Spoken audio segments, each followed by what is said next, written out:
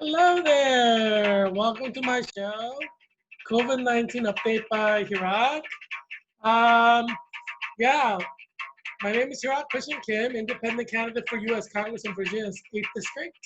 And this is my show, COVID-19 update by Heerak, created to help you survive COVID-19, you and your family and your children.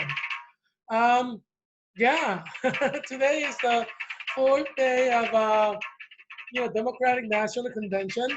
But I was busy studying for my NCLEX RN exam in the evening, so I lost track of time. you know, uh, yeah, but it's a big exam for nursing. I got my Master's of Science in Political Nurse Leader at Georgetown University. Our graduation date is August. Um, there are 25 of us. We started together in June 2018 in a pre-pathophysiology class. That's like a summer class.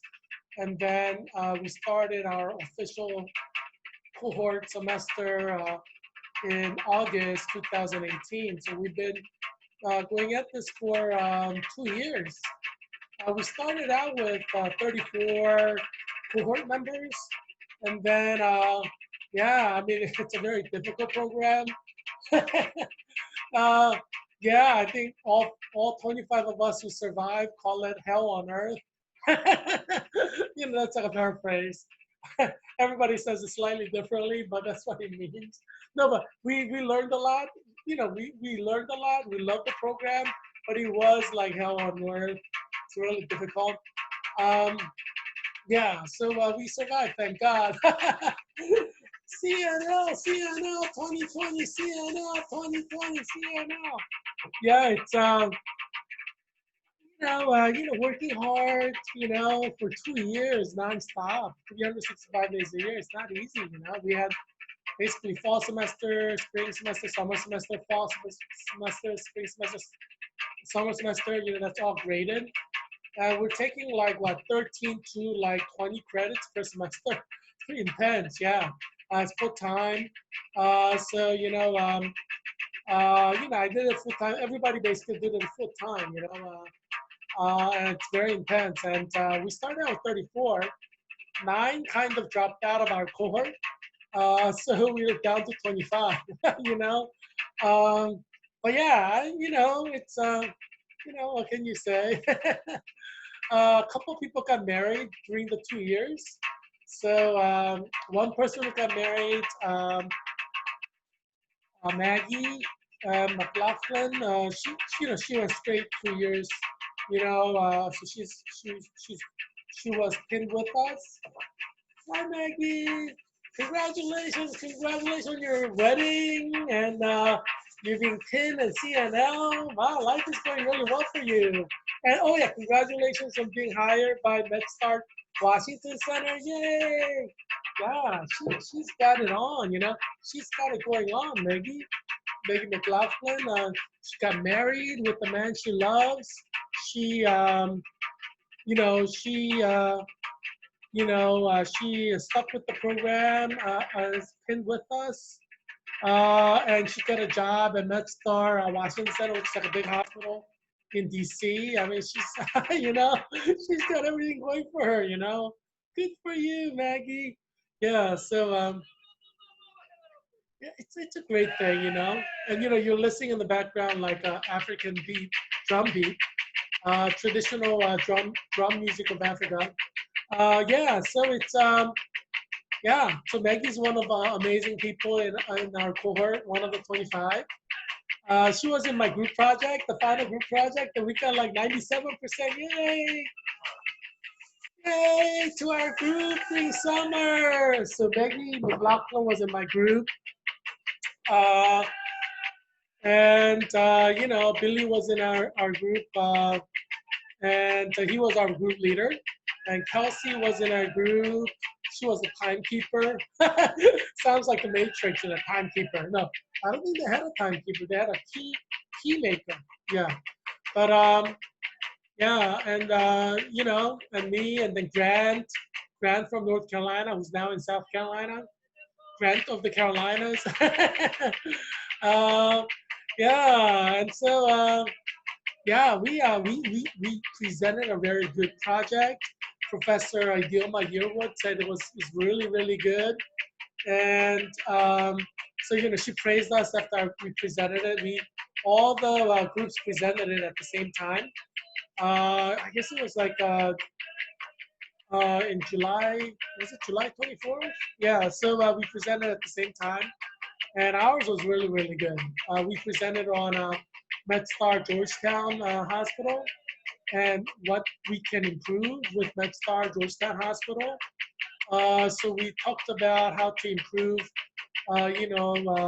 meeting the needs of nurses in COVID-19 period. We recommended that they give like a raise or bonus or some kind of incentive to the nurses during COVID-19. We also proposed like kind of streamlining the RN grad nurse program better. And so, yeah, so we presented that, and we, we, um, throughout the summer term, we worked with, you know, CNO, Chief Nursing Officer of MedStar Georgetown Hospital. So, yeah, group project was really good. Professor Dima Yearwood praised us, and we did it on Zoom as a group. And then, you know, uh, our clinical instructor, Anissa Nekhabidian from Sibley Hospital. She's like a nurse educator at Sibley Hospital. And I guess she like directed the RN residency program for a long time at Sibley Hospital, which is in Washington, D.C. It belongs to the Johns Hopkins Medical School group. So right after we presented, clinical professor Anissa Nekhabidian came on and praised all of us. We got 97, yay! So, uh, you know, I guess the group project was created by Professor Dima Yearwood, Professor Elizabeth Schloss. They were like co-directing the whole program in the summer, and uh, Professor Anissa Nekhabidian. So yeah, three professors gave us their stamp of approval, 97%. That's a very high A, right? In some universities, like an A plus, 97 to 100.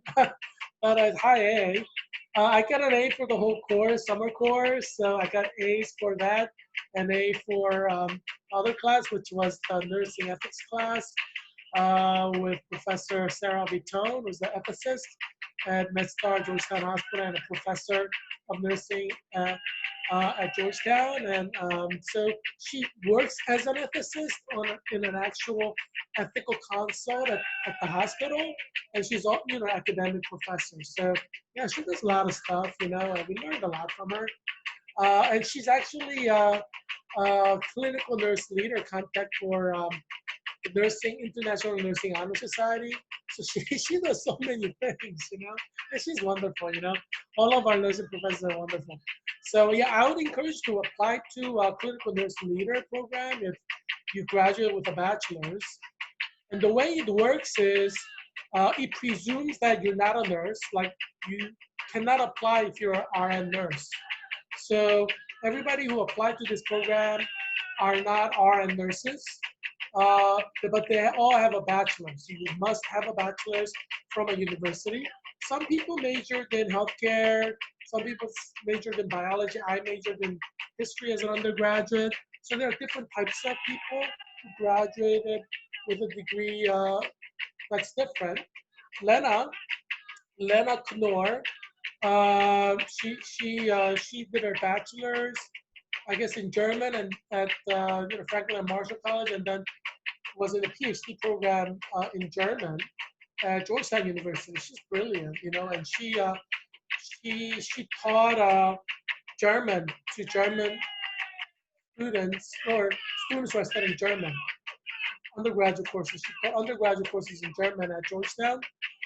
And then, after she picked up a master's in the course of the doctoral program, she decided to apply to the nursing program. So she came was, from Georgetown. She was already here for 2 years. And yeah, she's wonderful. She teaches also at German school in Washington, D.C. She graduated from German school in New York. Like there are German schools like in major cities. There's like a French school in major cities too. Um, and like predominantly students are German, but you can also be non-German and go to the school, but you have to speak German. Like the whole school is spoken in German. Like French school, the whole school is spoken in French. And you learn in German, and so yeah, Lena's great, and so she's a German major, so I'm a history major, so we're kind of closer to each other, and you know, but we have biology major, chemistry, we have majors in all fields, physics major, and so yeah, we have people in all different kinds of majors. So it doesn't matter what you majored in as a college student, and it doesn't matter where you went to college. Um, you can apply, uh, and you don't need any experience as a nurse. So, I would encourage you to apply if you're in, especially if you're in Virginia's 8th District, where I am, and I'm in Arlington, Virginia. Uh, you know, or if you're in Virginia's 10th District or 11th District, I would encourage you to apply because you can live with your parents. You don't have to pay for dormitory or food. You can just munch off your parents' food, and then you can just go to, Georgetown. Right now, the courses are online. So you just do it online, and so COVID-19 is here to stay. So it'll probably be online for a while, until there's a vaccine or a cure. Nobody knows when that's going to be. It may be soon. It may be like in 10 years. Nobody knows. So COVID-19 is here to stay, unfortunately, especially in the American setting, uh, because we have 50,000 cases per day, over 1,000 deaths per day. So it's not going to go away. It's more like a permanent condition in America, unfortunately. Um, I mean, it's like that in Brazil too. So we're not the only country where it's like a permanent condition. It's like that in Brazil, all the Latin American countries, basically, Brazil, Mexico, Chile, Peru, Colombia. It's kind of like a permanent condition. It's like a permanent condition in India. So in some countries, it's like a permanent condition. It's like happening like 24/7, 365 days a year. Um, but China did not have any COVID-19 deaths for 4 months. So, in some countries, it's not like the way we're experiencing COVID. So it's interesting because this is where things are different with Spanish pandemic of 1918. Everybody suffered similarly, some more than others. But, like the pattern was similar, it was symmetrical. With COVID-19, the experiences are vastly different based on where you are. Like in China, no one died from COVID in 4 months, right? That's like really strange for us Americans because we have like 1,000 plus dying every day. But then when we look at Brazil, they have like 1,000 dying every day. So it's not like there are some countries which are similar, like United States, Brazil, like India, Mexico, where we have similar experiences.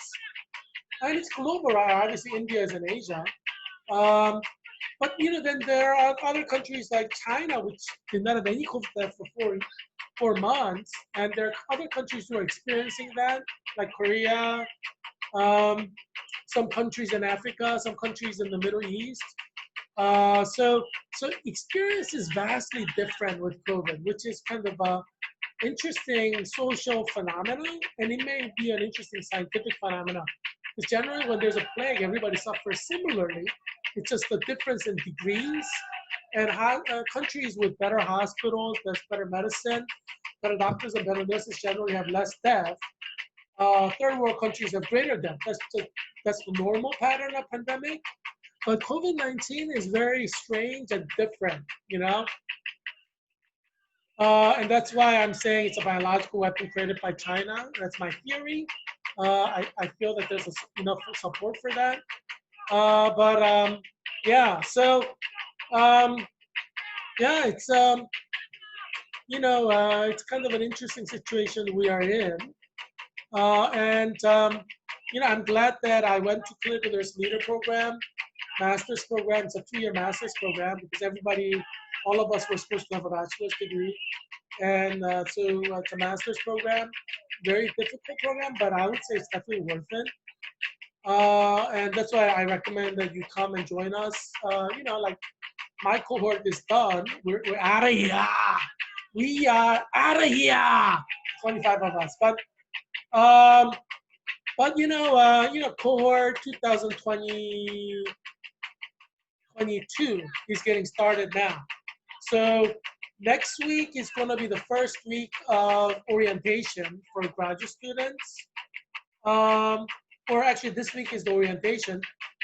Next week, um, departments will orient their degree graduate students. So clinical nurse leader 2022 students will be oriented next week at the nursing school in Georgetown, probably 100% on Zoom. And then the classes start like first week of September. You know, yeah, so things are going really well. So I'm sure Professor Idilma Yearwood is just really busy now with new CNL 2022 cohort members. And Professor Elizabeth Schlaw, she kind of teamworks with Professor Idilma Yearwood. So Professor Idilma Yearwood and Professor Elizabeth Schlaw are probably very busy because they are probably getting everything dossier together for clinical nurse leader 2020 cohort, 2022 cohort, the new cohort that's coming in. And now everything is online. It's going to be very, very different. It's an experimental year for the cohort 2022. It's the first year they're basically starting out as a Zoom class. Georgetown University has 100% online undergraduate and graduate students. So I'm sure Professor Yearwood and Professor Schloss will have a very difficult month. And the students will be just really confused. So it's probably going to be like what we experience as a cohort times like 100. It's going to be 100 times more difficult for Professor Idilma Yearwood and Professor Elizabeth Schloss, I would imagine. And obviously, bachelor students are starting online as well. So both Professor Yearwood and Professor Schloss, they teach Bachelors of Science in Nursing students as well. We have new first-year Bachelors of Science in Nursing students coming in to Georgetown that Professor Schloss and Professor Yearwood have to manage. Can you imagine the nightmare? Like students are not even on campus, right?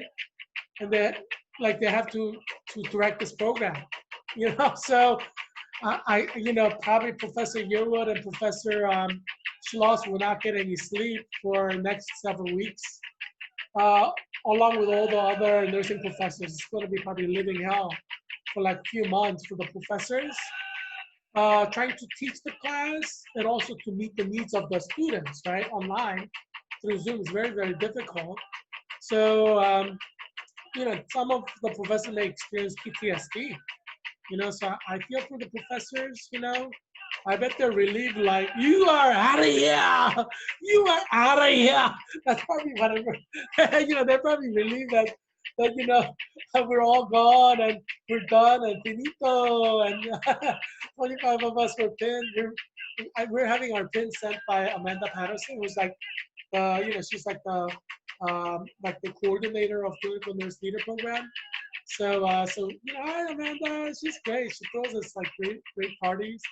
So yeah, but she's gonna have living hell too. I feel sorry for you, Amanda.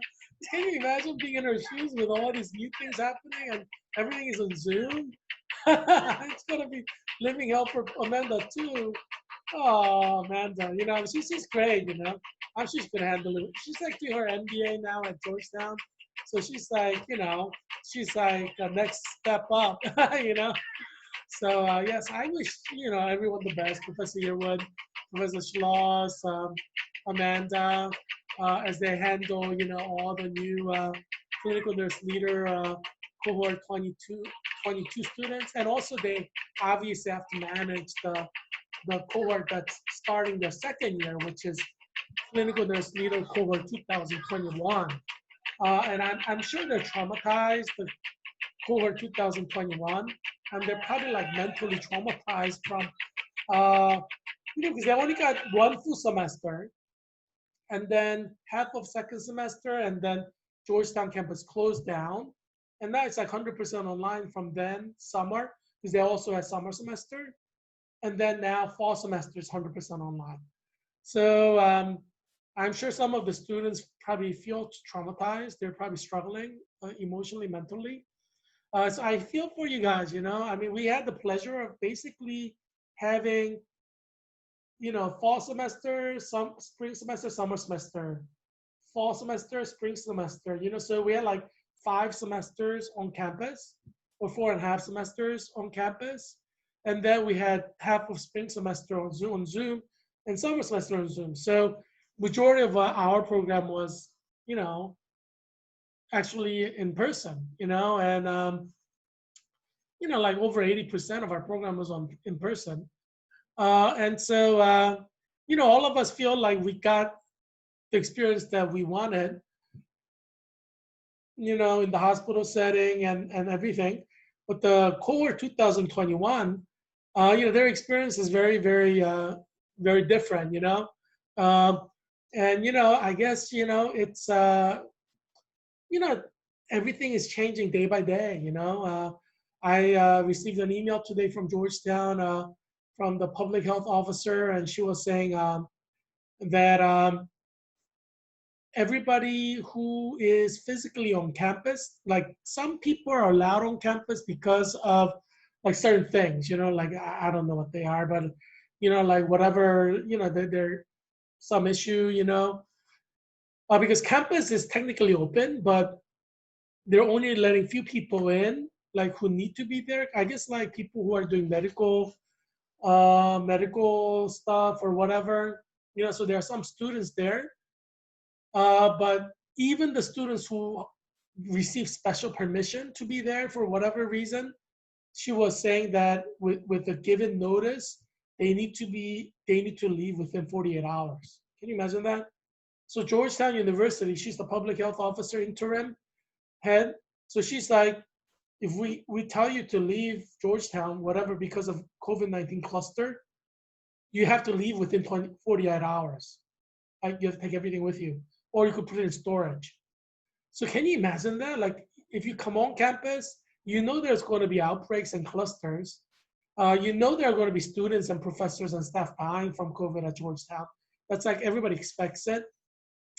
Why else would they have this plan to vacate the campus, like empty the campus of all human life within 48 hours, basically, right?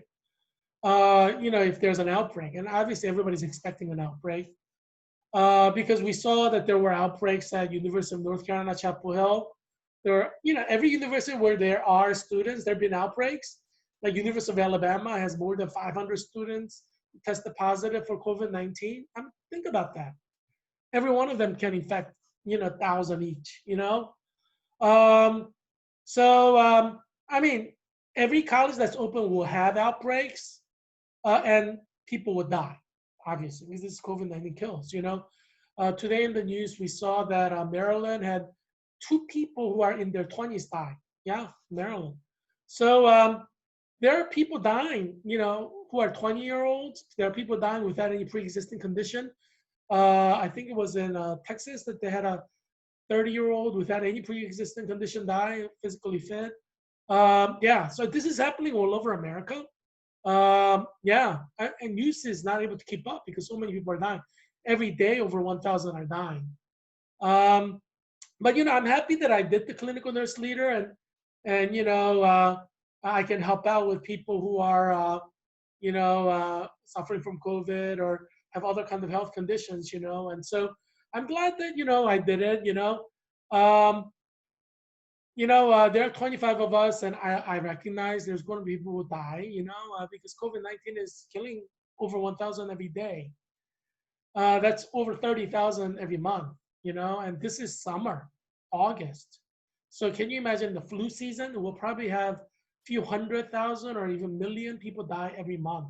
Because right now in summer, we have 30 people, more than 30,000, you know, more than 30,000 dying per month in the summer. So in the flu season, you know, it could be like 10 times that, like 300,000 dying or more. It could be 1 million dying per month. So that's definitely a possibility. Especially with these colleges opening up. So many people want to die. I don't know what the colleges are going to do when they have all these dead students and that, like especially students, because staff, they live around here in the college. So if they die, their family's here already. Professors too, they kind of live around there. So if they die, they're going to die at home. They're home, like in Vienna or whatever. But students who come over here for whatever reason, I don't even know why Georgetown's opening up the campus, because all the classes are 100% online. So it doesn't make sense that you have students on campus, right? But anyway, Georgetown is not, it needs to like make their program better. When you close down the campus, you got to make sure there's no students there, Look at all that liability issues, lawsuits. Georgetown could be sued for millions of dollars, and they may have to pay out billions if students die, like dozens of students die. Liability issues is like, scary. I think Georgetown should just close down the campus and not any students or any human being on campus. That way you don't have liability issues. Georgetown has to think about legal liability issues. I think any college has to think about liability issues, because there are colleges that are 100% online. They don't allow students on campus at all. Like American University. So legally, in the court of law, they would say, well, American University, which is in Washington, D.C., did not allow any students on campus.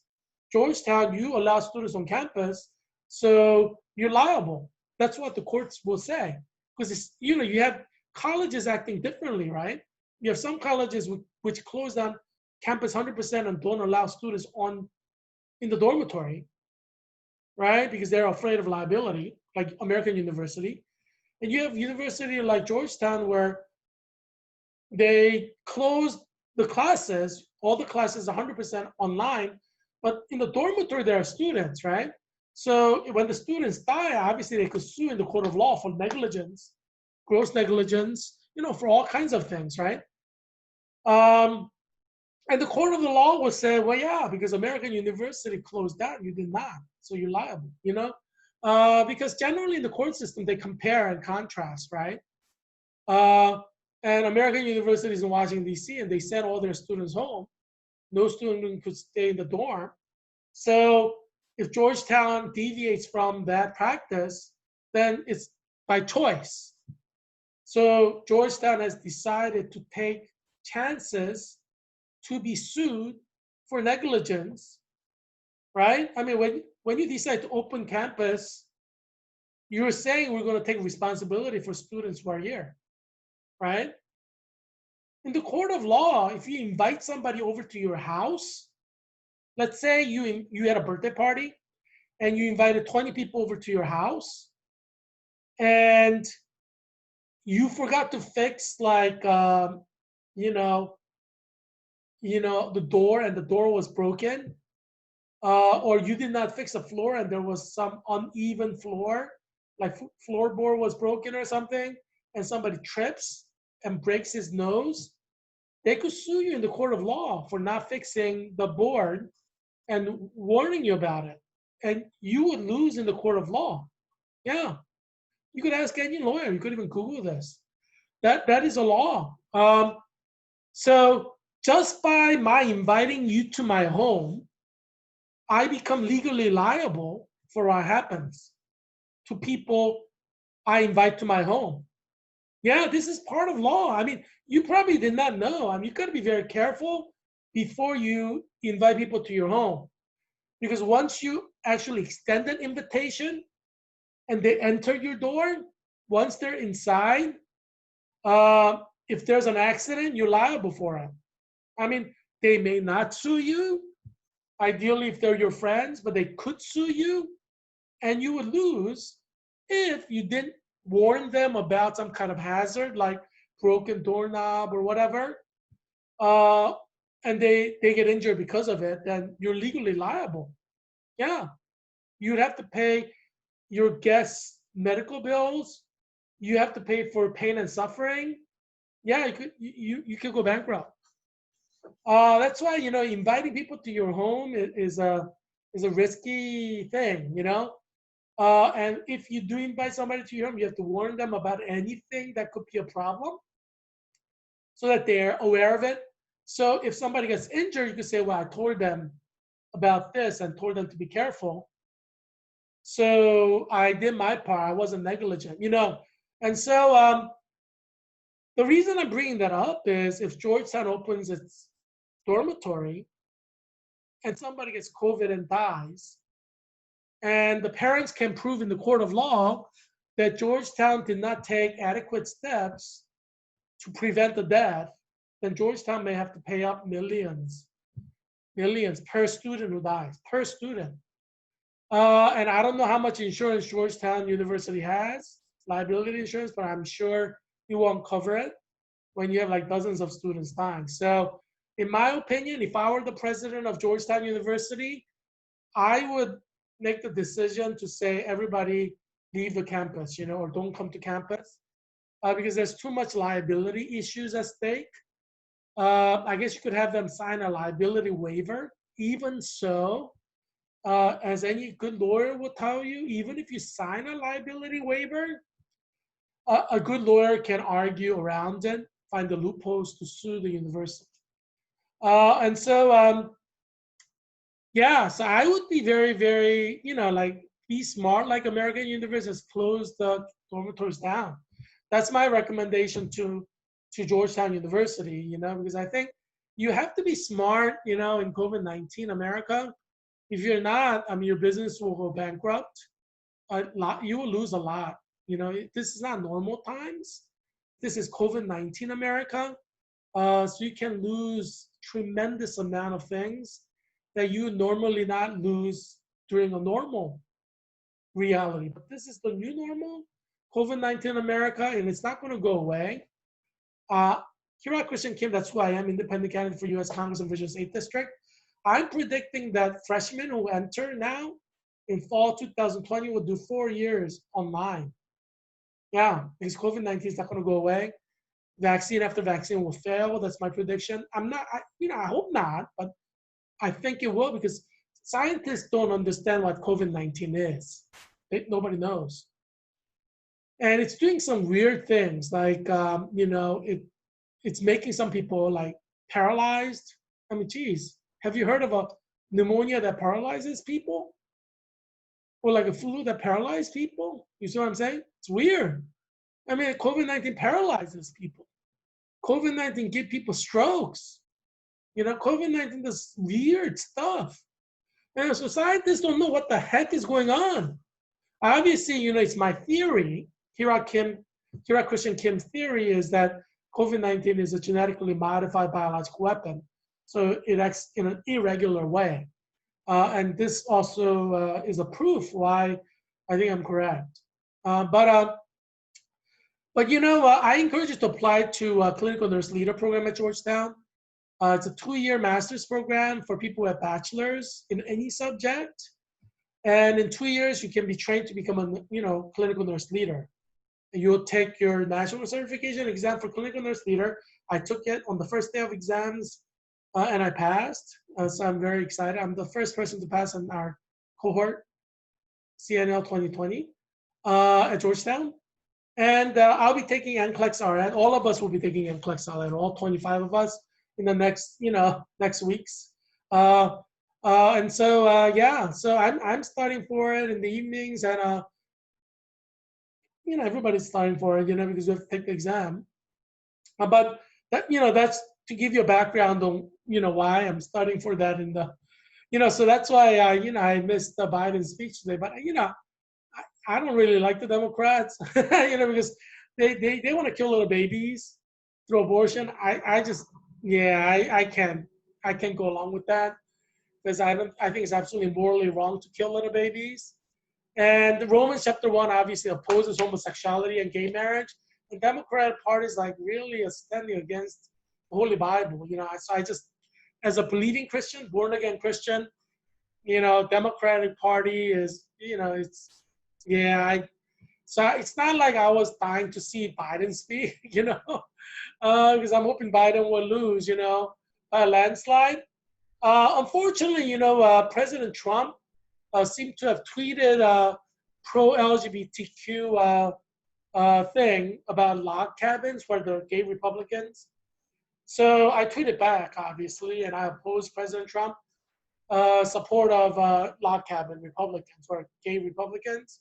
So I will not be voting for President Trump in November 3rd, 2020.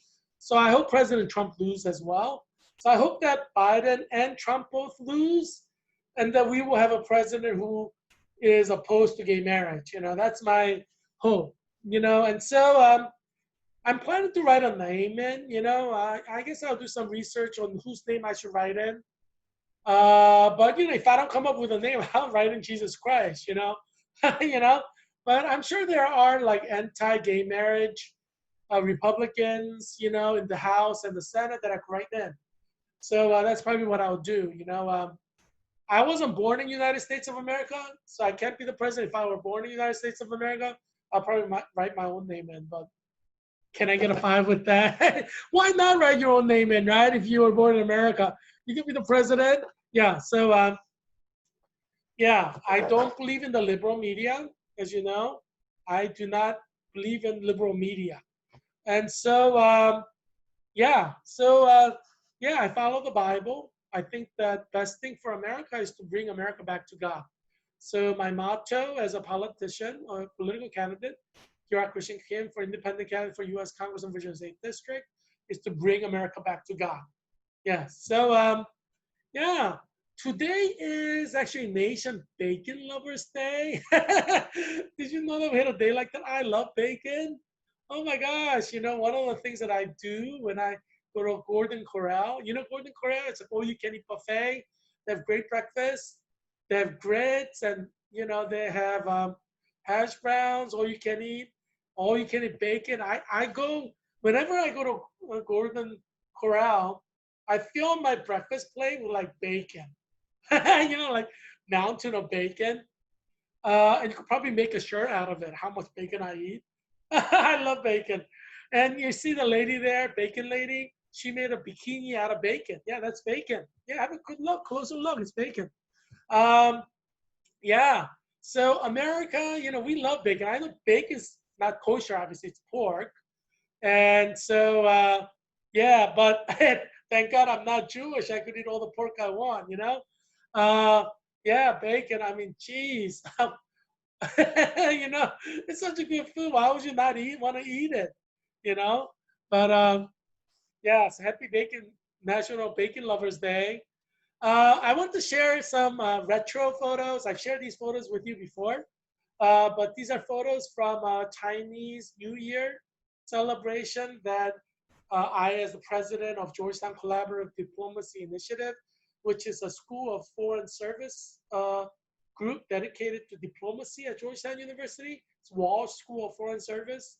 So I was the president of that, first School of Foreign Service student to be president of a School of Foreign Service group.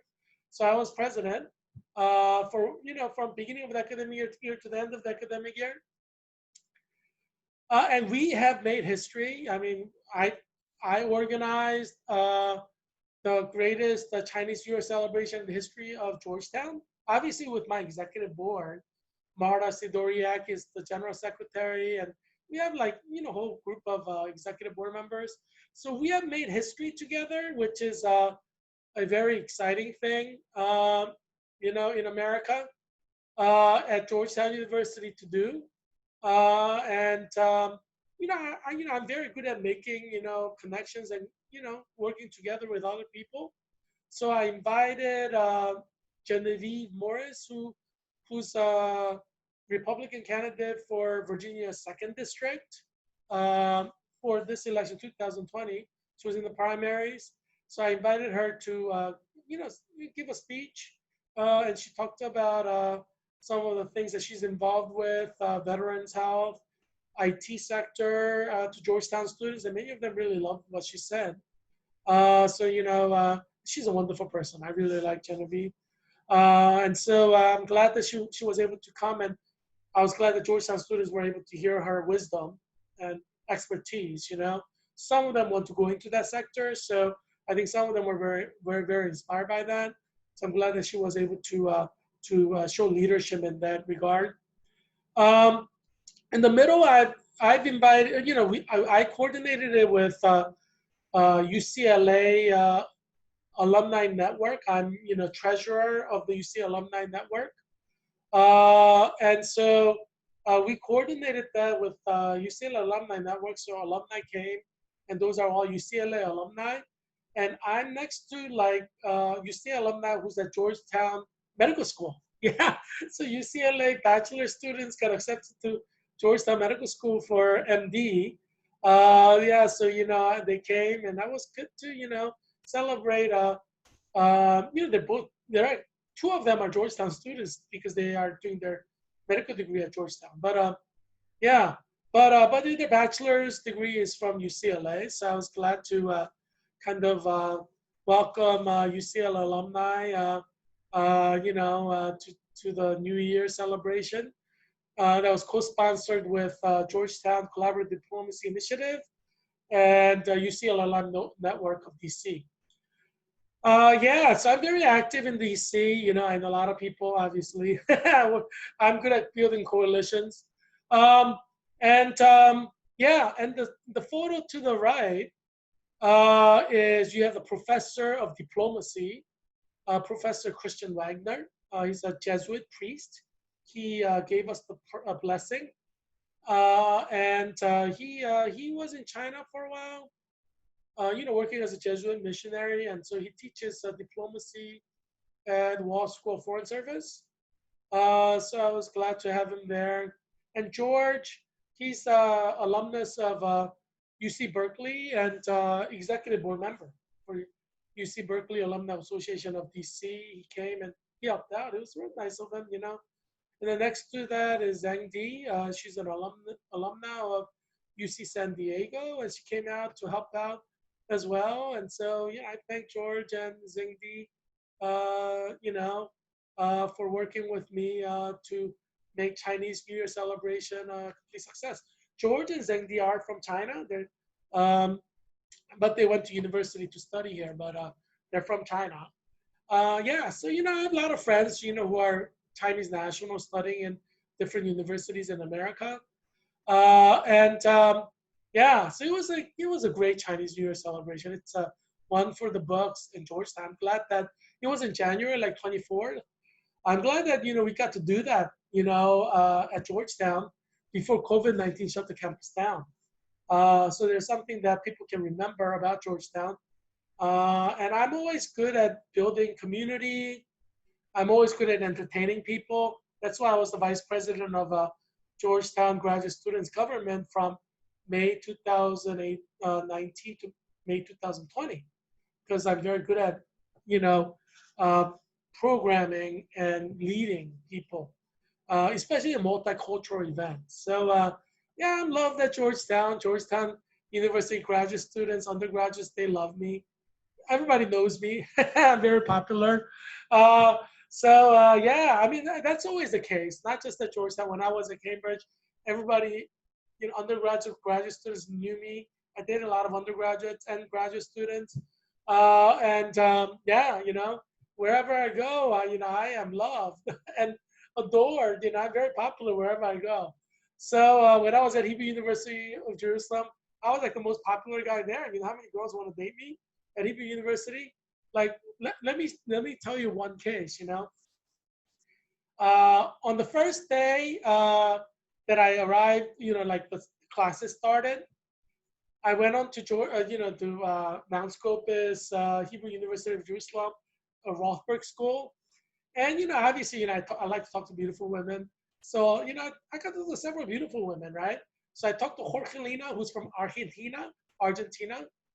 She's like some Jewish millionaire, Jewish Argentinian princess Jap from Argentina. Her father's like filthy wealthy Jew from Argentina. But she was beautiful. She was blonde, blue-eyed, thin. She was a little bit short, but she was beautiful. So I said, well, Kalina, why don't you come over for coffee? I'm at, Inolson, one, apartment one, dormitory one. Just come over for coffee. Yeah, come over like around, 9. And she's like, okay. Um, and then And then I, like it's a first day, so she's, I just met her. Like I didn't know her before. And then I met another person, like, who was attractive. So I'm like, well, I'm like, why don't you come over for coffee like around 10 o'clock? you know? So she's like, okay. And she's really beautiful. Where was she from? I can't remember. She's Jewish too, but she's really beautiful, blonde. But anyway, so, I invited several people. And I was like, I guess I'm sure one of them will come, and we'll have fun. So, 9 o'clock stop. And then Corkelina's right on the dot at 9, She comes and then like my 9:30 comes, and then my 10 o'clock comes. It's like I had three women there, and all the women like gawking at each other. They're like giving these mean looks. Uh, he was like, I was like thinking to myself, maybe I should have invited all three women. I was just trying to be friendly, but I think they had different ideas, Because Jorgelina, she she took a shower, I guess. She had a long, like she has beautiful long hair. So her hair was all wet, and she was like really. I guess she just taking a shower, and then she just came over. And she was like really beautiful, And so, but anyway, but it was an interesting evening. I had a lot of fun, you know. Um, yeah, but I'm very popular, wherever I go, women like me. And I generally invite the most beautiful women over, and they come over, and we have a lot of fun time together. You could ask anybody who was there when I was there. Ask Eric Fries. Yeah, ask Eric Fries. Eric Fries, Professor Eric Fries, was teaching at community college. Which community college is that in New York? Ask him. Yeah, he was there when I was there. Ask him. Yeah, he'll tell you. All these beautiful women, I'll just walk up to them and invite them to stuff, and they'll say yes. You know what Eric said? Eric Fries, Professor Eric Fries. He did his PhD in Middle Eastern Studies at University of St. Andrews, and his mother is Jewish, like U.S. naval officer. Father, Mr. Fries, is Scottish, and they're like New York socialites, I guess. Um, but anyway, yeah. But yeah, but yeah, ask Eric. Ask Eric. I just walk up to the most beautiful women that's like within the purview, and I start talking, and I invite her to stuff. And Eric's like, Heerak, you have a gift. I'm like, what do you mean? He's like, you can talk to beautiful women. I'm like, yeah, but yeah, I mean, they're beautiful. Why would you not want to talk to them?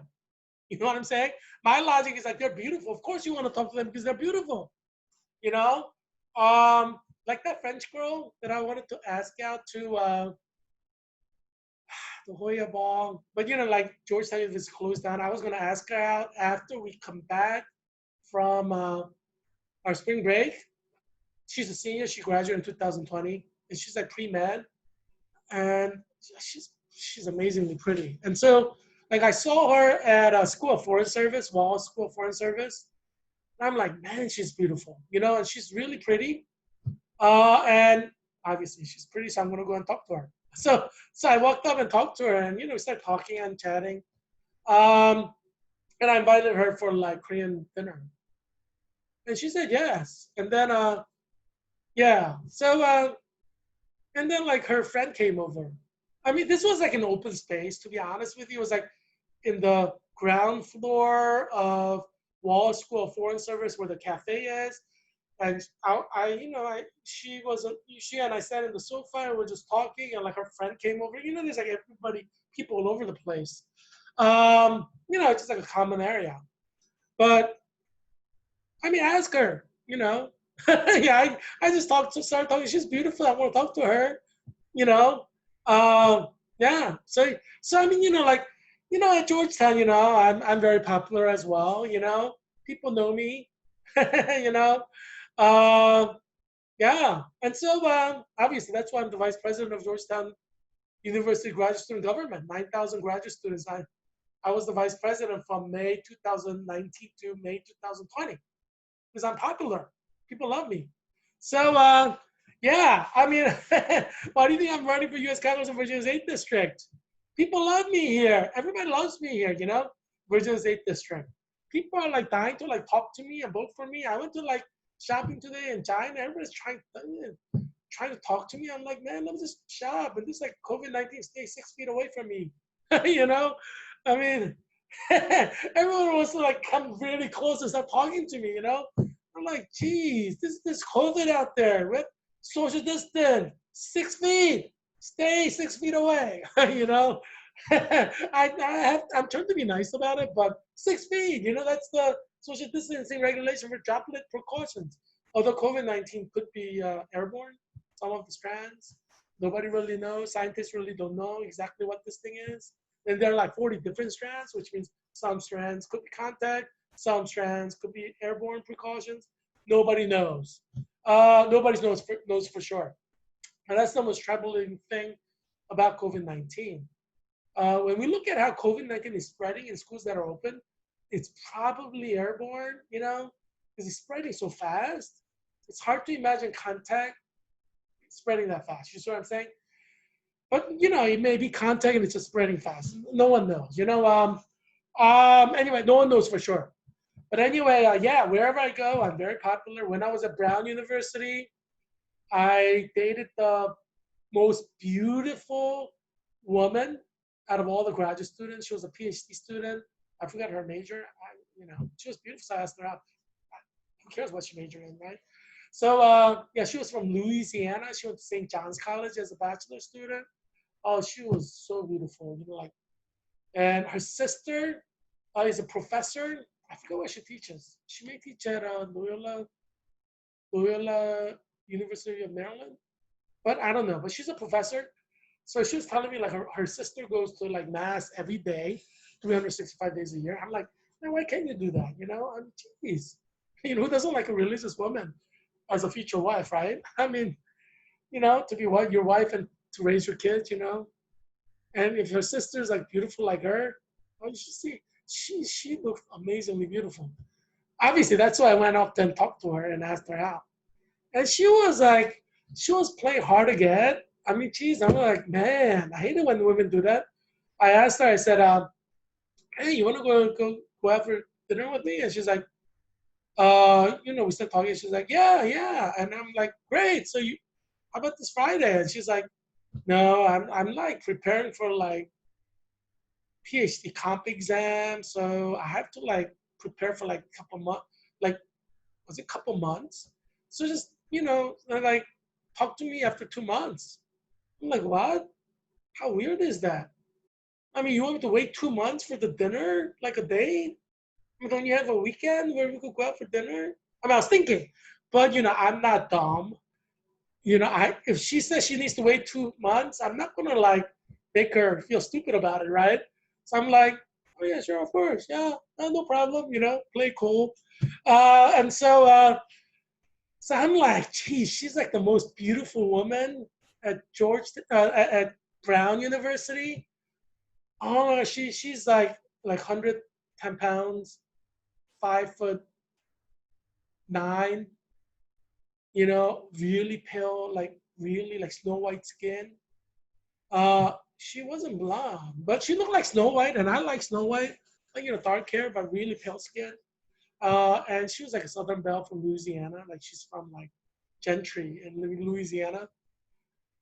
And I was like, man, she's beautiful. So I was like, okay, all right, so play cool. And then 2 months later, obviously, I'm like, hey, how was your exam? Did it go well? She's like, yeah, it went really well. I was like, great, let's celebrate. The restaurant's waiting. And so we went out and I paid for the dinner. And then she paid for the second day. Yeah, she's like, oh, I'm going to pay for the second day. So we went to Outback Steakhouse and, she likes meat. I like meat. She's from Louisiana. That's why I like Southern women. They like meat, you know? But yeah, anyway, yeah, I mean, wherever I go, I like date amazingly beautiful women. Like I go out with them, or date them, or like when I was at Harvard, I did PhD studies at Harvard in Jewish studies, as you know, with Professor Levinson, John Levinson, Liz Professor of Jewish Studies at Harvard Divinity School, and I also work with Professor James Kugel in the Department of Near Eastern Languages and Cultures. He's an expert of Hebrew poetry. James Kugel, he's retired and went to Bar Ilan University. He's teaching. He's Orthodox Jewish professor. He wears black kippah, very observant. So he's there in Israel now. He made Aliyah, which is immigration to Israel, and he's teaching at Bar Ilan. He's like, I'm going to be teaching in this university until I die.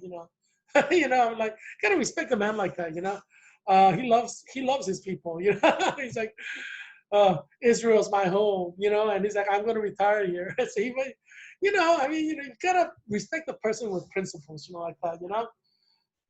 They have something that they actually believe in. And they're willing to put their life on the line for their belief. It's a respectable thing, whatever their background. And so I was at Harvard, and at Harvard I had asked out the most beautiful woman. There was this woman from New Hampshire. She was 6'2", blonde, blue-eyed, long, flowing hair, 100, maybe 10 to 20 pounds. And she graduated from, I think it was Dartmouth. Like she did a bachelor's degree from outside of Harvard, and then she came to Harvard to do her MDiv, Master of Divinity. She was studying to be a minister, ordained clergy in United Church of Christ. So she was the most beautiful woman, like in in the whole building of divinity school. So I asked her out. I said, yeah, let's, and so we went out. But I was like, she wants to be a minister. I'm against women ordination, as I've shared in the show.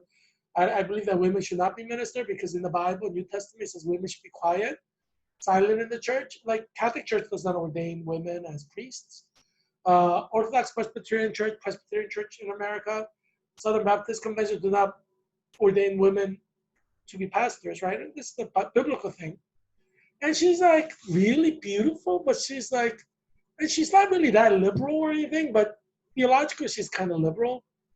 I was like, well, we can't really, unless she decides not to become ordained, do something else. I can't really marry her because, we fundamentally disagree on women ordination, right? So I was like, I have to pull it together. I gotta be strong. I can't just so it's hard. I had like 3 beautiful Jewish women in Israel wanting to marry me, but they said I have to convert to Judaism. And I said, no way, Jose. I'm Christian. I'm not converted to anything.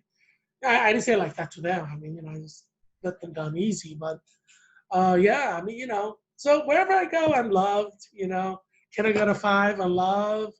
Yeah, women love me. So, but I need to find a good Christian woman who agrees with me that, like a woman who's beautiful and is willing to go along with me on like theological issues is fine, I'm not married. I've never been married.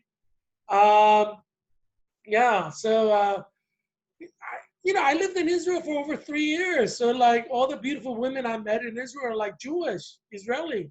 And there's some amazing Israeli women. Now, obviously, I did stuff with that.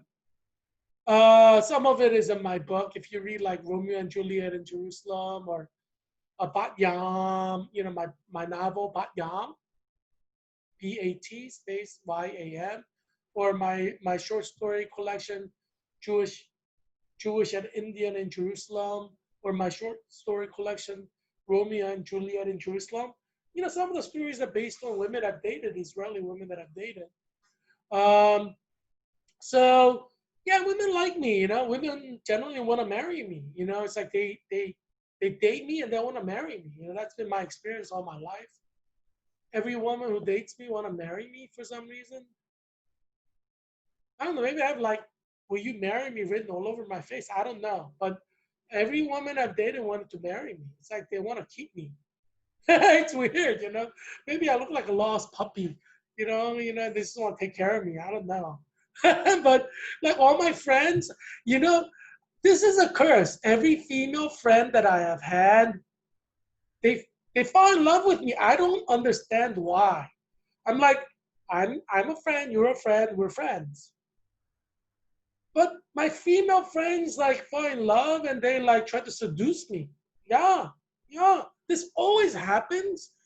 And it's like weird, because I see them as a friend, but they're always trying to like seduce me and get me into bed with them, like to have sex with them. And it's like, I'm a Christian, so I believe that you should have sex only with one woman, your wife.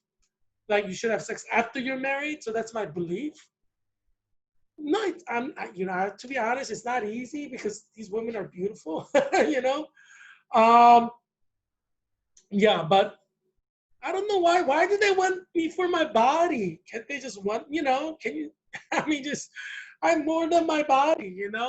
But yeah, so and it's like my female friends, wanna one example is Leica. Leica, she's Hindu. She's from India.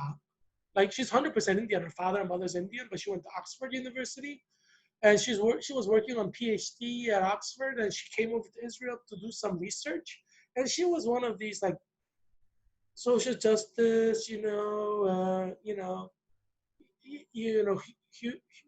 humane.org, blah blah blah blah blah blah. But so she was like one of these like liberal feminazi type woman, but she was really sweet. She was really sweet, and we were like great friends.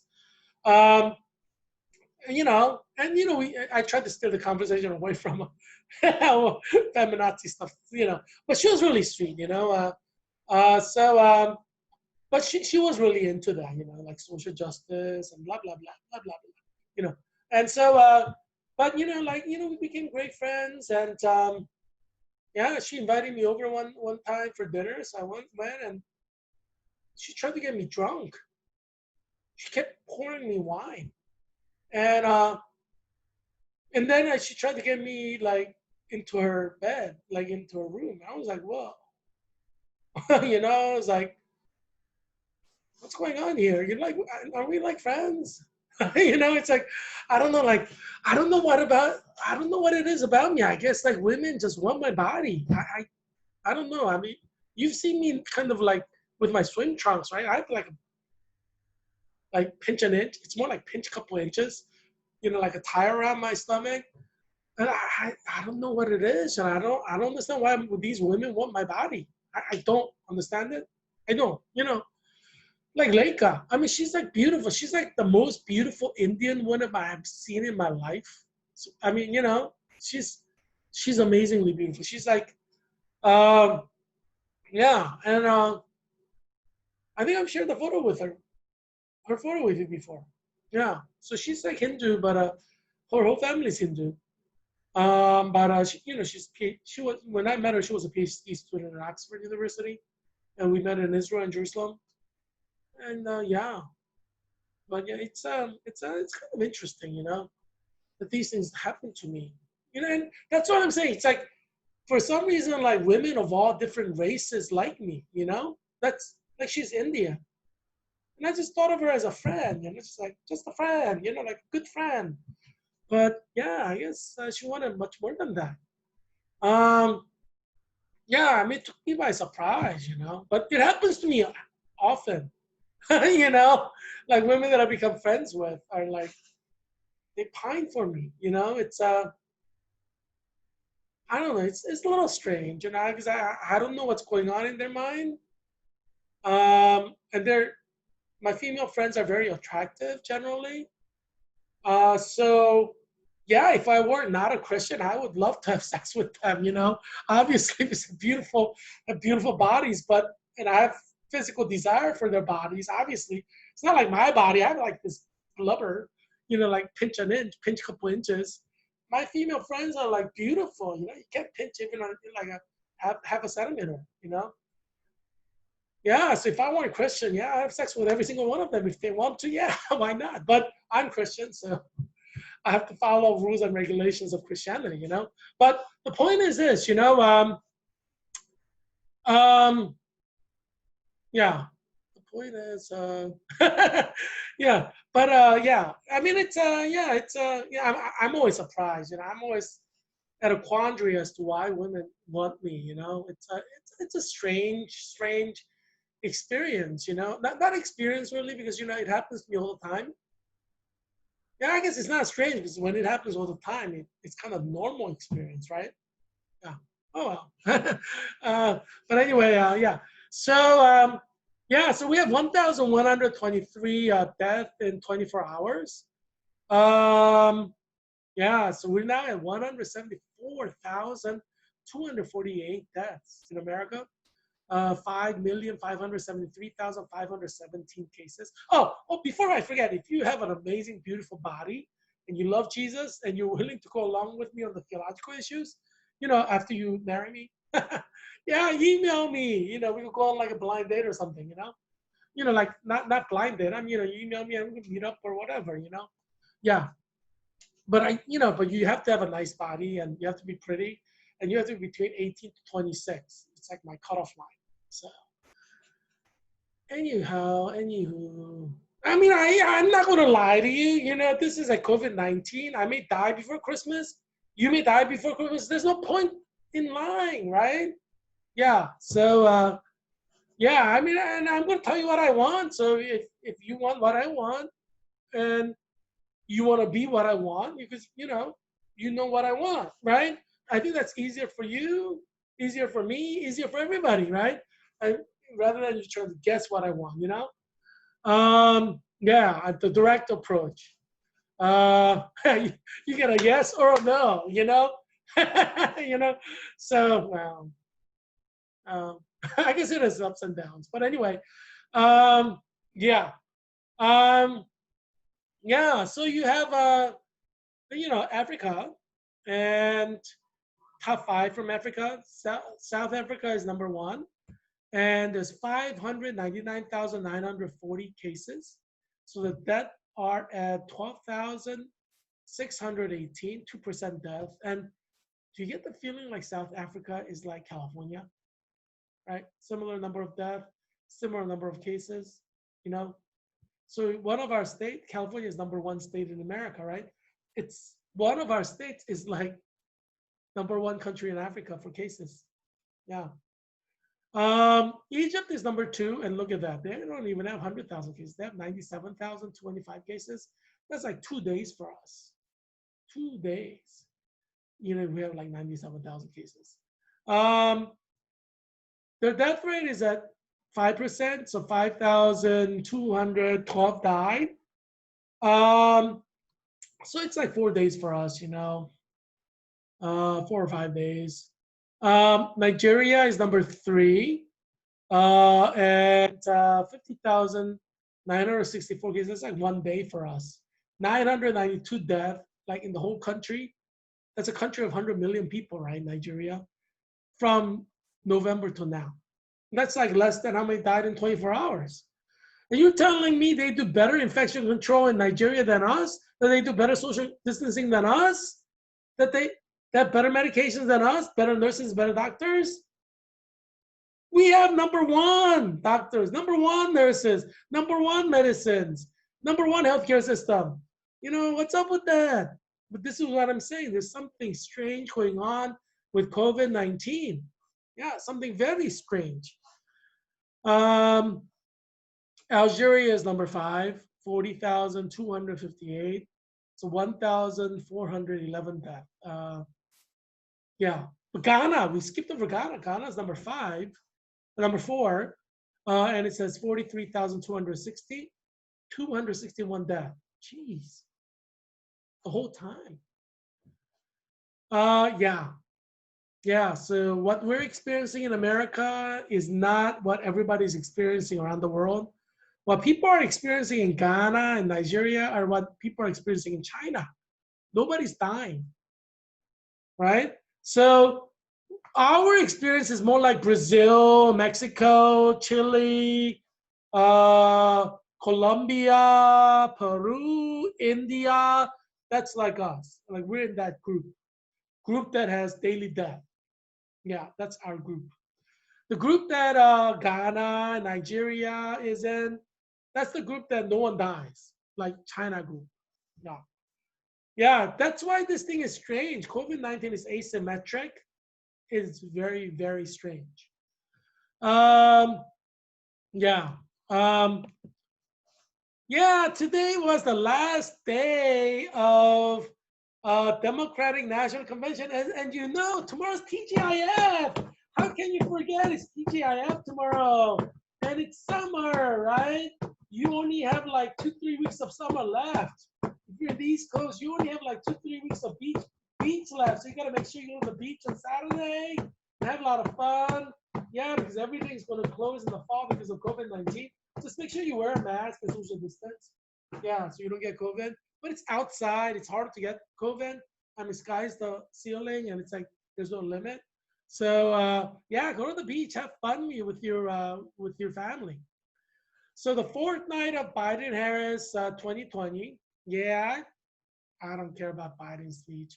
I guess I'll get some highlights tomorrow. Hey, you know, Tin Man Joe. Tin Man Joe.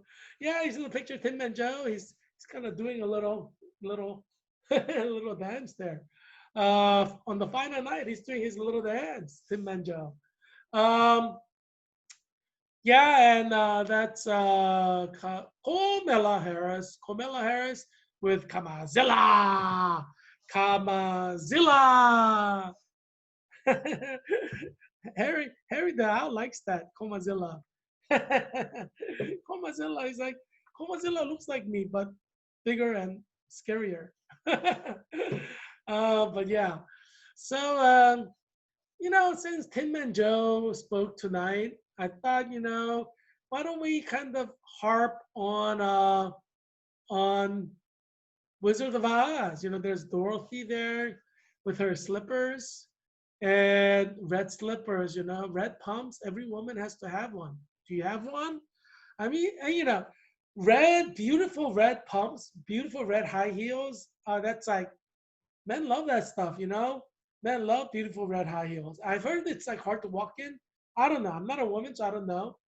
But men like it. You know, men like the high heels, you know, because I guess it kind of lifts up your leg. So, you know, men can see the leg better. Because you know, it's high heel. So I guess men like that. You don't have to like bend down like really low. They can kind of like glance and see, you know. Um, and also like I think high heels kind of lifts up like the buttocks as well. So it kind of accentuates the beauty of the female form. I guess there are several reasons why, and you see the photo of there of oh, kind of illustrating what I'm saying. Yeah, it's just you know, a woman in a bikini alone is different from a woman in a bikini with red pumps. That's beautiful, like Jimmy Choo's or whatever. You know, it makes a big difference. You know, these things matter. Um, Men like beautiful things. You know, men like beautiful women. Men like women in beautiful clothing. I mean, why do you think the fashion industry is big? Because obviously, because men like it. You know, women dress to impress. You know, uh, yeah. I mean, you know, guys are kind of simple. You know, they look at a beautiful woman who's dressed beautifully and then fall maliciously in love over her. You know, that's guys are like that. Guys are, you know, guys are so simple. But yeah, what can you say? You know, I mean, it's easier for you, right? You just have to make sure you're thin, put some makeup on, and buy some red pumps. You know, and between 18 and 22, you could probably get most men. You know, that's why you gotta do the fishing and catch your husband. You know, yeah, if you're a smart woman. Not all women are smart, but you know, some are. Um, yeah. So yeah, so Dorothy and her pumps, you know, it gave inspiration to those women. And obviously Halloween is coming. One of my friends loves Halloween, you know. Yeah. So yeah, I mean, you know, Dorothy theme is not a bad idea. I wonder if Lena would ever do a Dorothy theme, you know, because Lena, you know, I talked about, you know, Lena and you know, coming as a Scooby Doo, where are you? You know, so she came as Thelma. She looks so much like Thelma. It was like incredible. You know, she's like, you know, she's like a pretty fun person, I guess. You know, I'm not her boyfriend, but it must be pretty fun dating her. You know, she does like she seems to do a lot of fun stuff with her boyfriend. You know, some women are kind of creative like that. it kind of makes the relationship better. I would imagine. Yeah, I mean, yeah, Lena seems like a very fun person. So her boyfriend's very lucky. you know, um, but yeah, so he came as a. Did he come as a Shaggy? I think he came as Shaggy. Yeah, that came. Yeah, I think he came as Shaggy. Yeah. So I don't remember him. I don't really pay attention to guys. So but I remember Lena. She looked really nice. That sweater. That Alma sweater. She actually had a sweater like that. It was pretty neat. But anyway, yeah, and uh, and that was the first Halloween party. That was at Meredith Goodrich's apartment. It was really nice of Meredith to invite us to her apartment. That was a fun Halloween party. We all like kind of went dancing afterwards too, which was a lot of fun. Um, Second Halloween, it was Amanda. I guess Amanda threw the party. Amanda Patterson in the basement, in the sim lab area. Food was good. Obviously, my core members are nice. And I dressed up as a cowboy. Billy dressed up as a German guy in lederhosen. He looked kind of German. uh, does he speak German? I speak German, but I know he speaks Chinese. I should ask him. And then Grant, what did Grant come as? I can't remember. But yeah, he came as something. I mean, all of us are kind of cool that way. We get into the spirit. But I mean, nobody beats Lena. Lena, we're not worthy, Lena. We're not worthy. Because Lena, she's like really gets into things. Like she dressed up like butterfly, and she looked like a butterfly, like a small butterfly that's kind of become big. And she has a smile, which is like a winsome smile. And so she actually looked like a butterfly with the butterfly wings. She had the wings and everything. It was like kind of neat. Yeah, but she had the best costume. If we had a costume contest, my votes would have been all for Lena. you know. But yeah, yeah. But Billy, you come close. I mean, you later wasn't look authentic. Was it authentic? Yeah, I think you said it's from Germany, right? When you were serving in the military there, or you stopped over there. I forgot the story. I don't really pay attention to guys. I'm sorry, guys. What can I say? I pay attention to what women say, but which is good because like at Georgetown, all the professors are women, so I pay attention to them. No offense, Professor Garman. Professor Garman is a male professor. I think he was the only male professor we had, Professor Garman, who taught us pathophysiology. But I tried to pay attention to you too. But yeah, but anyway, yeah. Um, Yeah, so like, some ideas for the Halloween party, October 31st is what, 2 months away.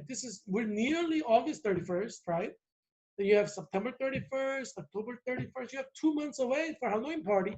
You may have to do Zoom Halloween party, like you wear a costume and then you get together with other people on Zoom and all of you are like separated, which is kind of lame, but hey, this is COVID-19 America.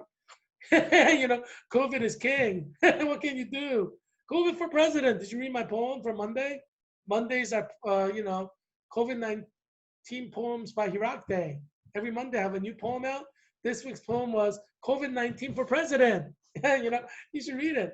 Yeah, it's like in the pinned tweet. No, it's not in pinned tweet. It's one of the tweets that you could locate if you look at Monday's tweets. Yeah. So yeah. COVID-19. Maybe I'll write that in COVID-19.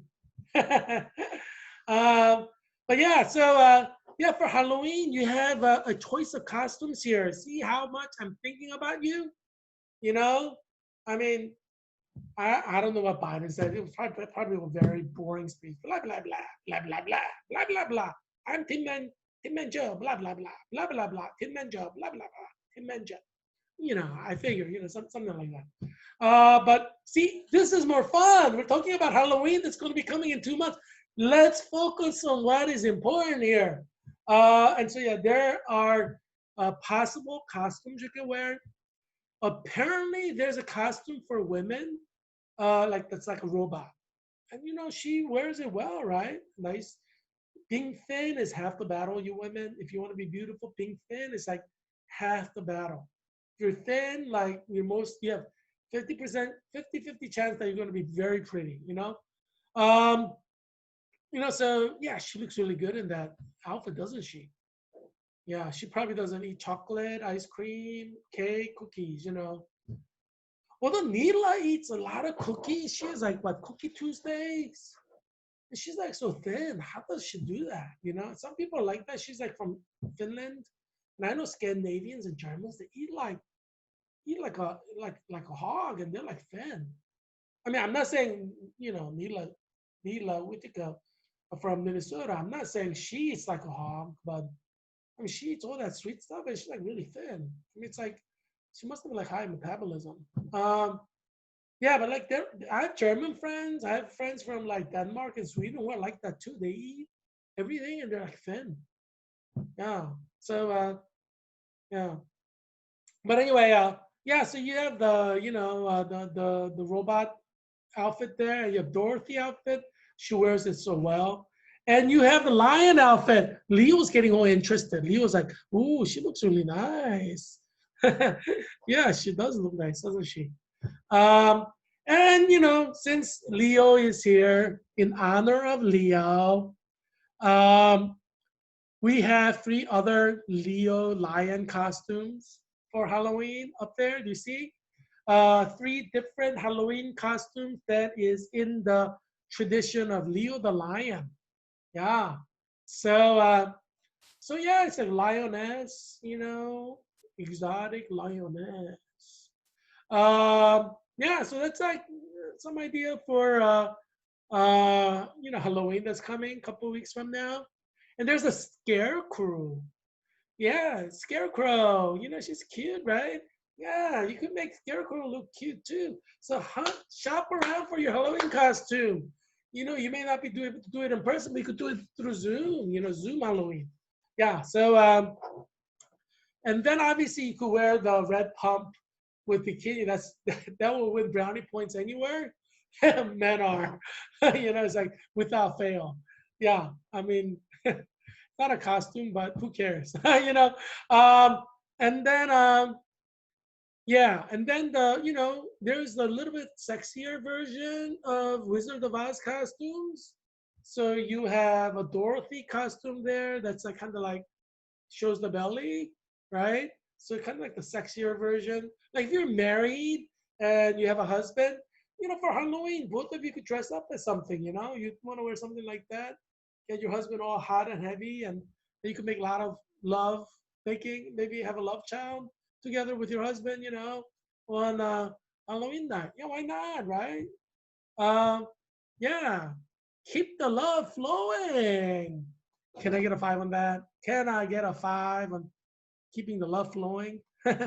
Yeah, and then yeah, so you have uh the heart, like the robot version, with the heart there, red heart. And I guess a lion is in the center, or so yeah. So I mean, you could wear different versions. I give you some ideas here. Because you'd have to order your costume either this week or next week because it'll take time to arrive. Um, some costumes, like if you have Amazon Prime, it'll get there right there in 2 days. But some are not Prime. So if you order it now, it'll arrive like in October. Yeah. So you can look through the costumes like in Amazon.com, and you may not want to order from Amazon because they have limited selection of costumes. You may want to order from another costume place, in which case, it may take like anywhere from, a few days to a few weeks to get here, right? So if you're married with a woman, if newly married, you want to do something, fun, because you're going to be locked in COVID-19 America in your home.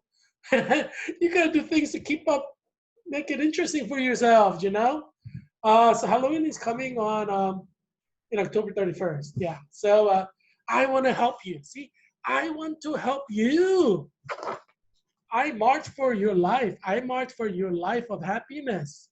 Yeah. So this show, COVID-19 Update by Heerak, uh, Obviously, I created to save you and your children and your husband, your wife, your parents from COVID-19. But I don't want you to be bored and sad during COVID-19. This is the new reality. Things are not going to go away. This is what we have. This is what we're stuck with for years and years and years, years and years and years. So we have to make the best of it. So I, Heerak Christian Kim, independent candidate for U.S. Congress in Virginia 8th District, will help everybody in Virginia's 8th District to have a fun life in the midst of it all, right? Because life goes on. Life goes on. So, yeah. See how lucky you are that I'm running for U.S. Congress in Virginia's 8th District? I entertain you. I provide you with information to survive. I give you ideas to spice up your marriage. Jeez, my guess this is like 360 show that covers everything. Yeah, so you're lucky that I exist in the world. What would your world look like if Heerak Christian Kim is not in your world? Do you know what I'm saying? Do you know what I'm saying? I bet most of you look forward to this show every day. Every day you're just like looking forward to this show. I understand. I understand because, there's a reason why I'm an alpha male. Wherever I go, I'm a leader of men. Wherever I go. It's been that way. When I was in Israel, I was leader of Jewish men, Israeli men. When I was in England, I was leader of like English men, royals and nobles. That's just the kind of guy I am. Wherever I go, I'm like an alpha male. I'm like born as an alpha male, and I exude alpha male. So, yeah, it doesn't matter what their race is, what their religion is, their nationality. They recognize me as alpha male. It's just part of my experience as Heerak Christian Kim, living in this world that we call Earth. Yeah, I mean, it's normal for me to be an alpha male wherever I go, like 100% of the time. So I'm not surprised by it. It's just part of my existence. This is like normal for me. Yeah. So, yeah. But anyway, so you're very lucky that I created the show because I don't just give you boring facts and figures. Oh my gosh. I mean, geez, you're locked in your home. You may not have any entertainment this winter or fall even. Once the fall flu season starts, you may not be able to go to any restaurant, any cafe, any bar, any movie theater, you may not be able to go anywhere. Everything may be closed. You are so lucky I'm here. Jeez, where would you be if I weren't here? You know what I'm saying? Yeah. So, yeah. So, what can I say? I see myself as God's gift to you. Think about it. Can I get a 5 on that? God's gift to you, Heerak Christian Kim. Yeah. So, I mean, because look, I give you information that's going to help you survive COVID-19. I give you entertainment. I give you ideas to save your marriage during this horrible conflict time with trouble and death all around us. I mean, geez. I mean, you don't even need a marriage counselor. You don't have to pay for any psychological services because I take care of your mental health. You watch this show every day, your mental health is going to be A-okay. You see what I'm saying? Yeah. So you don't have to pay for a shrink, it's like all stop services, what can you say? But yeah, I'm here to help you, but you got to help me as well. You got to help me by voting for me on November 3rd, 2020 and send me to Congress. I'll go to Congress and I will, clean things up. All the Washington swamp, all the corruption. I'll clean it up for you because that's the kind of thing I do. That's the kind of mensch I am. Adina Schulzen was a part of our Raoul Wallenberg Scholars Program at Hebrew University of Jerusalem. So there are 10 of us chosen in a nationwide competition. And I represented UCLA. And Adina Schulzen represented Barnard College. And Corey Veld, who's director of Russia program at George Washington University, he represented Stanford. He just graduated from Stanford. He was going to go to MIT. And then Hillary Coyne, now she's Hillary Coyne Brill. She's like an adjunct professor at Georgetown Law School. She represented Harvard. That's where she did her bachelor's. And her boyfriend of 3 years at that time was at Harvard. Brill, the guy she married.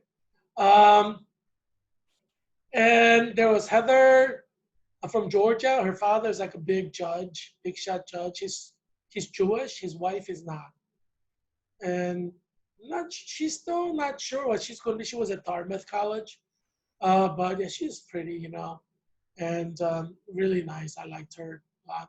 I liked Hillary a lot too. I liked everybody in Ralph Wallenberg's college program. And Nami Ando, she's Japanese from Swarthmore. She represented Swarthmore. Nami, Nami, last name Ando, Ando. Yeah, excuse me. And then we had Jared Genzer, and he represented Cornell University. And he's from Maryland because I knew he's very actively involved with Democratic Party. So I bet he was like glued to the screen from Monday to Thursday. He's like, he has interest in running for president. I don't know about now, but when he was at Israel, he wanted to run to be a president. So he's still young, So look at Biden, So he definitely can still run. But I think he's from Chevy Chase, Maryland. No, it may be Sorna. Sorna, he's from Iran. His father was a general in the Iran army. Sorna, Sorna, he might have been from Chevy Chase, Maryland. Sorna, he represented University of Chicago, and then he went as an officer in the United States Marine Corps. So he went to Officers Academy after his bachelor's. He did 4 years bachelor's and master's at University of Chicago. Sorna. And then Walid Shamoun, he is Northeastern University represented. He's from the famous Shamoun family in Lebanon. His uncle was a president, President Shamoun. And Shamoun family is a powerful Lebanese family, Christian family. And he's stationed in Boston. He's in Boston with his relatives, but he has relatives in Paris, I think in New York as well. And then me, obviously, Heerak Christian Kim represented UCLA. How can I forget John Bartlett? John Bartlett represented Brown University. He was the editor-in-chief of Brown newspaper. And he went to Harvard Law School. And he actually ran, he's a freeholder in Passaic County, and he ran for U.S. House of Representatives as a Democratic primary for Passaic County. Like it was in 2016. Yeah, but yeah, he's Democrat. So he was probably glued from Monday to Thursday too. He married Khyati Joshi. Khyati Joshi is a friend of ours. Actually, I was closer to Khyati Joshi, and then John, John ended up going out with her. It was funny how it started. We're all sitting around, like all of us at university, like friends. And he's like, I'm going to take a walk outside. Anybody want to come? And I guess he was like, he's such a polite guy. He's from Hershey, Pennsylvania. And Kathy Josh, she's like, I will. And the rest of his history, they become a couple. They got married. I went to their wedding in Georgia. And it was Smyrna, Georgia, where pretty woman walking down the street. Pretty woman. What's the actress's name? Julia Roberts. Julia Roberts is from Smyrna, Georgia. That's what Kathy Josh's younger sister told me. Yeah. But anyway, yeah. So, but anyway, when I was in Israel, I got to introduce like my friends from there. Yeah, Odina Schulzen had a nickname for me. Do you know what my nickname was? Well, everybody, all of you, I'm sure all of you are watching, Hillary Coinbrew, Jared Ganser, John Bartlett. So you guys are probably all watching this show right now. Yeah, everybody watches this show. But so you all know my nickname, right? So Adina Schulzen, she's from like her father is a lawyer from Orange, New Jersey, and like she's like a modern Orthodox, person. And she went to Ramaz. Ramaz is a famous Jewish or modern Orthodox school in New York. So she's connected with the Ramaz connection. And so I met Adam Zubin. Adam Zubin, he did his bachelor's at Harvard, did his Harvard Law degree, and went directly to U.S. Department of Treasury. And so he went up pretty high, but he's smiling on facts. His father teaches Jewish studies at one of the colleges in New York. And then he took a New York bar exam without going to law school and passed because he wanted to. His father's kind of interesting. But anyway, yeah. But Adina Scholzen and Adam Zubin, they both went to Ramaz. And Adina Scholzen's nickname was Zedek. Zedek? Zedek. You're like righteous guy, like Zedek. Zedek? I think that's what. Yeah. Yeah. So I was like, righteous man, So yeah, wherever I go, I'm kind of seen as a righteous man. I don't know, people see me as honest. People see me as like righteous guy, highly ethical and principled. Wherever I go, that's the kind of reputation I have. That he's an ethical guy. He has moral principles that he follows, follows, faithfully, or tries to follow faithfully. People, respect me for that, men and women, because they may not agree with me, but they respect the fact that I have these, principles that I follow, and so yeah, so what can I say? She's nice, But Dina, called me like Zedek, you're like righteous guy. I guess that's a good compliment, because Adina did not call anybody else righteous guy. She just called me righteous guy. Yeah, like other guys. The John Barlow was there. Uh, Jared Genzer was there. Corey Belt was there. Yeah, but I was the only one called righteous guy by Adina. But I remember Adina and Corey. They did a belly dance together when we were at Jordan. We had a restaurant, like around one of our guys, we went to the Jordanian restaurant together, and there was a belly dancer. Oh man, I love belly dancing. I like to belly dance too, especially with a belly dancing woman. But yeah, Dina Schulzen and Corey Velt, they kind of belly dance with each other. It was highly entertaining. I think it was like Corey Velt's birthday.